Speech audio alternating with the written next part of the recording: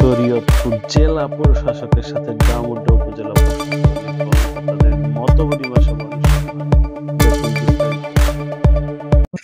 শরীয়তপুর জেলা প্রশাসকের সাথে ডামুড্যা উপজেলা প্রশাসনিক কর্মকর্তাদের মতবিনিময় সভা অনুষ্ঠিত হয়েছে। উপজেলা প্রশাসনের আয়োজনে ও উপজেলা নির্বাহী অফিসার মাইনউদ্দিনের সভাপতিত্বে সভায় প্রধান অতিথি ছিলেন জনাব আশরাফ উদ্দিন, জেলা প্রশাসক ও জেলা ম্যাজিস্ট্রেট শরীয়তপুর। মঙ্গলবার দুপুর 12:30টায় ডামুড্যা উপজেলা অডিটোরিয়াম হলরুমে এ মতবিনিময় সভা অনুষ্ঠিত হয়। এ সময় উপস্থিত ছিলেন জেলা প্রশাসনের সহকারী কমিশনার, ডামুড্যা উপজেলা সহকারী কমিশনার জনাব আব্দুল মালেক, উপজেলা কৃষি কর্মকর্তা, সমাজসেবা, উপজেলা নির্বাহী প্রকৌশলী, ডামুড্যা থানা অফিসার্স ইনচার্জ হাফিজুর রহমান মানিক সহ সকল দপ্তরের কর্মকর্তাবৃন্দ।